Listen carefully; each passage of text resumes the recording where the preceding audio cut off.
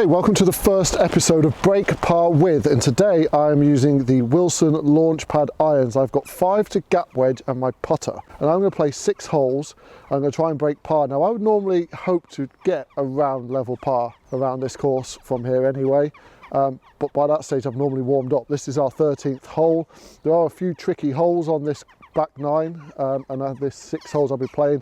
17 and 18 especially are pretty tricky, and 14 requires a tee shot in play. So I'm going to start with the 5 iron on the 13th here. Pretty windy day, so it'll be a good test for these irons that are high launching and high spin, but low spinning. So in theory I should be all right, but I say 5 iron onwards, so it's probably about a 4 iron. So this is 243 yards to start and a 5 iron.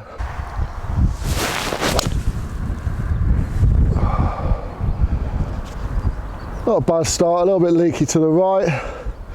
Did spin up, but it's in there. Gives me a shot into the green.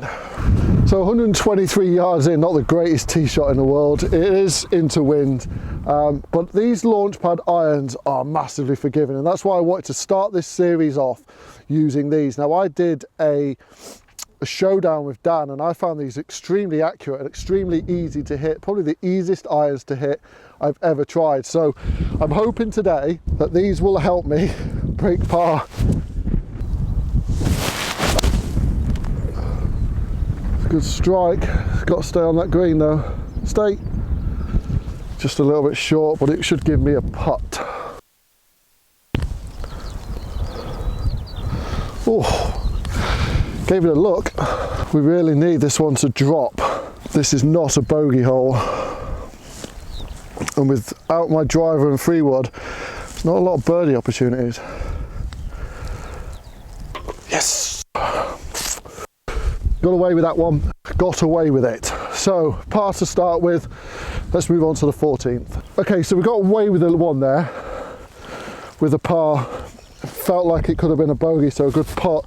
Now this is definitely bogeyable. This is a 400 yard par, 394 yard par 4 into wind, and all I've got is irons, so it's going to need a good solid shot away.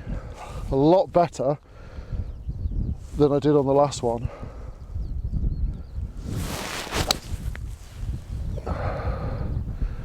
It's a bit left, and the wind's now going to take it left, but it should be okay. And as predicted, I have got miles. The problem with these clubs are they're so high launching. When you're playing into wind, like that has gone nowhere. It's gone about 150 yards, and I've probably got about 250 still into the green, so I'm gonna have to just get it down there, hope for a wedge shot and hope for a par that way. Not picked the best day really to be testing this. So try to just keep that one a little bit low, and it's done okay. Yeah, it's just before that, just by that bank, so that's probably give me like about an 80 yard chip. So just try to fire that one in a bit lower to give myself a chance at par here. Okay, so I've got about 60 yards in here now. Luckily it's lift clean in place. This is where I'd like my 58. I'm not quite sure how far this is going to go for the little pitch shot. That needs to sit. Spin. Oh, it's gone over the back. This is where these kind of big sole wedges come into there. A problem for me is you just don't have the feel and the touch. Okay, so a little bit long. Now it's got a little chip. I've got to get this up and down for a bogey. Oh, it's not a bad chip, but it's not ideal. So 1 over, always going to be a tough hole, that one. Into wind, quite long, but I've got an opportunity now to get a birdie. So 15th hole, or my 3rd hole. This is stroke index 18. This is the easiest hole on the course.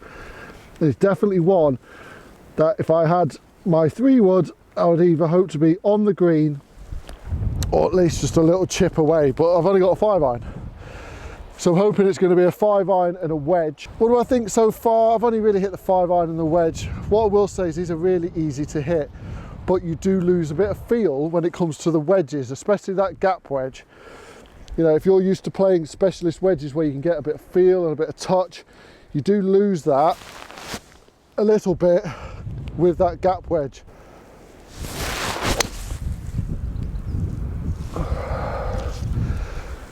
It's up there, a little bit steery, so there's my tee there, and I've hit it about an inch behind.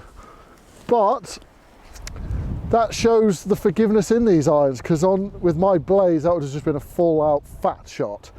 So the fact that I've got all this real estate has actually helped me, and it'll help you as well, because I've got it up there a pretty decent distance. Okay, I've got 84 yards downwind, and I've got this gap wedge again.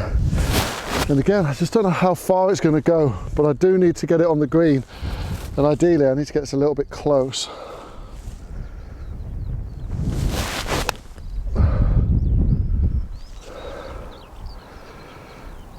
Oh no, I think that might have just gone off the right edge a bit. Hopefully it stayed on the green, but I've just got this funny feeling it snuck off the right side. Actually, it's done okay, it just stayed on. I was expecting it to have rolled down there, but actually did produce a little bit of spin, which was nice to see. Was not expecting it, to be perfectly honest. Right, I've got this for a birdie. I could really do with to get back to level par, because I've got some tough holes coming up.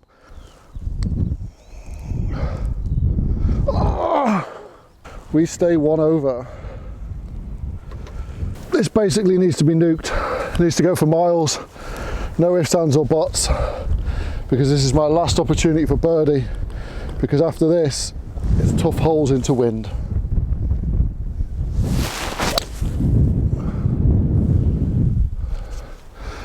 That's okay, it's left side of the fairway.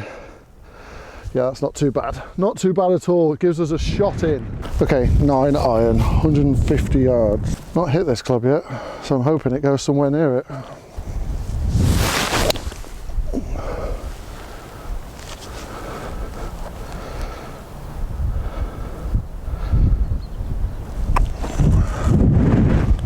Okay, it's just finished left side of this green. One thing I'm struggling with is the left pull. That offset, right, chance at birdie, but par would be good.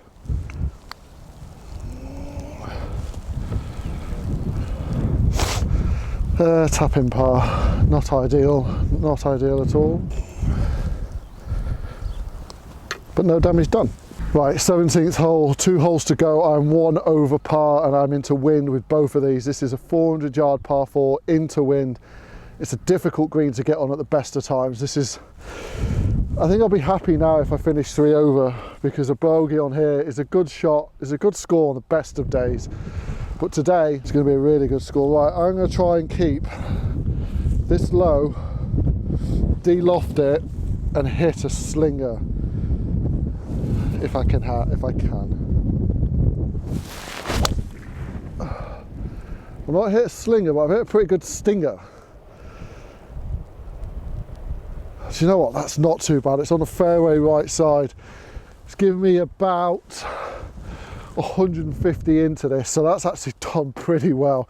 Like, it just stayed low and rode up with the wind, but it's done okay. Like, it's not a bad shot, but this green now is going to be difficult to get into the wind. Okay, that's done a lot better than I thought it was. I've got 145 yards in, so I'm going to hit an 8 iron, but I've got to keep this low and try and land it on a green.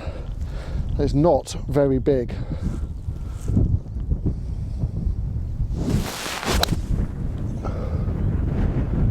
It's got a good line. It's got the right distance. Be the right distance. Oh, it's gone nowhere. The wind has literally killed it. Oh my word, hard. Okay, gap wedge. That 8 iron went nowhere. Just try and get it somewhere on the green and give myself a shot at par. That's a good shot. Stop. I will take that. Right, I've now got a chance at par, which I would have taken all day off the tee on this hole. Good chip has given me a bit of a chance here. I need this because I am not birdieing 18. Oh, yes. So this is not as easy as it might look. So while I'm waiting for the 18th green to clear, I'm 1 over par through 5 holes, which in all honesty is a pretty decent score. And it's a little bit down to those irons because they do go a little bit further because of the lack of loft. But they're also a hindrance because they're so high launching. When it's into wind, it's really difficult to keep them low. Now that tee shot on 17 was a pretty decent tee shot, kept it low, but it still managed to ride up onto the wind. So the ease of use is not there that you would get with like my blades or with a player's iron. But if you want something that's easy to hit, now I've hit some not out the middle, let's be perfectly honest, and they've still done pretty well. So forgiving wise, these clubs are perfect. Like, they are going to get you around the golf course pretty easily, and they're easy to hit because of the big sole. So I'm going to tee off 18. I've got one more hole to go. I'll be honest, I'm not birdieing this. I don't think I've ever birdied this hole in my life. So a par is a good score here. And I would be happy to walk off 2 over, to be perfectly honest, with no driver, no fairway woods or hybrids or specialist wedges. I think that's a pretty decent score. Right, I've had a change of heart because the wind slightly dropped, so I'm going to change to a 6 iron. Could be a big mistake. We'll soon find out. Right, aim out right. Hopefully the wind takes it to the left. I'm just going to wait for that car to go past, because if I pull this, it's on that road. Right, 6 iron. Oh, the wind is now taking it left. It's a good starting line, but it is right by that tee box. So finished on this tee box. I just need to get this on the green and hopefully have a nice little par putt.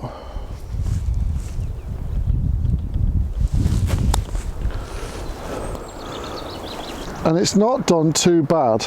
Definitely got myself a par putt. Right, so finished 1 over par. Right, let's go for it. We need this to set the benchmark for the next clubs. Oh no. So we finished 2 over par. I hope you've liked that video, and this is the start of a series of break par with.